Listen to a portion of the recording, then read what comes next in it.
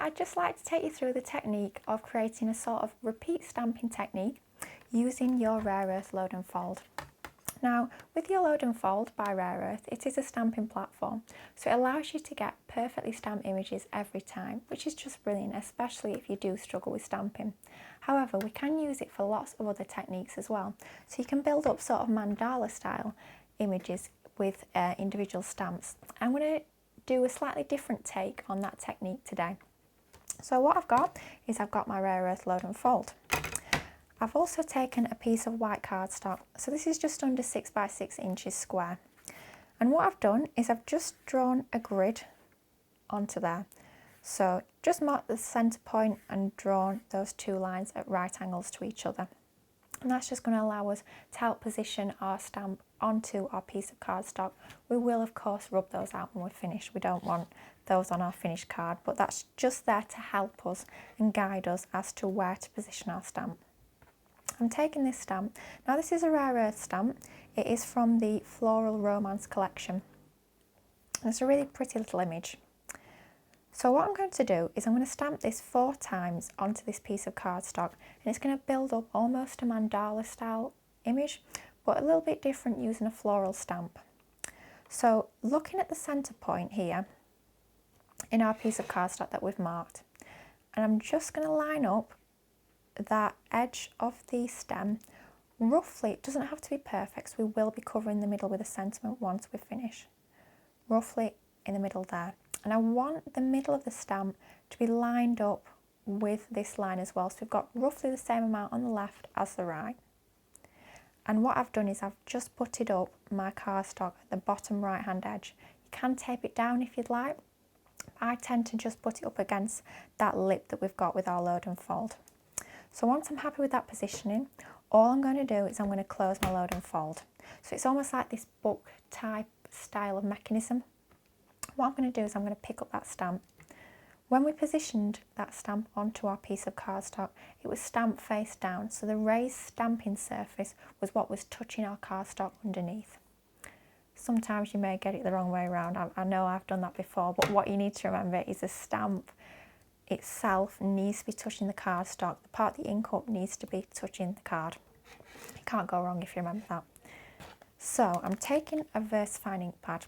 This is pigment ink pad, and I've chosen a black colour. You'll find that it gives that real sharp, crisp detail. However, if you do stamp using VersaFine, you can't use your alcohol pens to colour over the top as it will bleed, but it's fine if you're using your coloured pencils or any water-based medium. Just make sure it's dried, perhaps heat set it just to make sure, but it will give us that lovely crisp detail. It will represent the detail in that gorgeous stamp absolutely wonderfully, so it's perfect for this technique. So, taking my ink pad, taking my stamp. Now it's a good idea to have your stamp on an even surface so that when you're inking it up, you will be able to ink it up evenly. If it's sort of at an angle like it is there, you may find it slightly difficult to get that even inking of your stamp. Just something to remember. It's not absolutely crucial, but it does help if you've got that even surface. So just gentle tapping all over the stamp just to get that full coat of ink. Now just make sure our piece of cardstock is still butted up against the bottom right, so then we'll know our stamp's going to be in the right place, and just press down. Now because we're using a Load and Fold, if it's not quite stamped out fully, perhaps we didn't ink it up quite right, we can always go back in and stamp again, but you can see that's actually stamped absolutely beautifully. But if I'd missed a bit, perhaps with inking I'd missed a bit, it happens from time to time. Just go back in, re-ink it, re-stamp it. As long as your cardstock is butted up against the same place that it was before, i.e. your cardstock hasn't moved, then it will be exactly over the top. You won't get that double stamping, and you've just got that sort of safety blanket that you know if you do have a little bit of an issue with inking, you can always go back in and stamp again.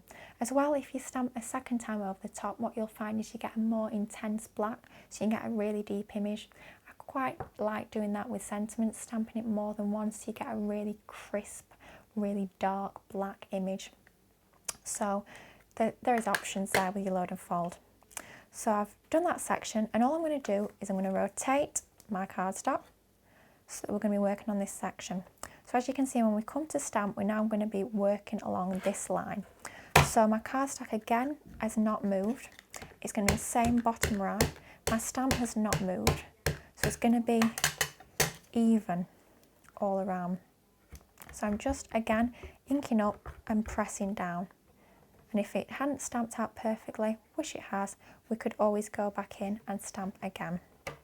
Rotating our cardstock again, so 90 degrees every time, inking up and then making sure our cardstock is butted up in the same place and stamping out like so. Finally, rotating the final 90 degrees, inking our stamp up, just like that, and then just stamping out our image. So you could be doing this with any floral stamp or any stamp at all, if you'd like. So you can see what we've got here is we've got this sort of almost cross, almost like mandala style.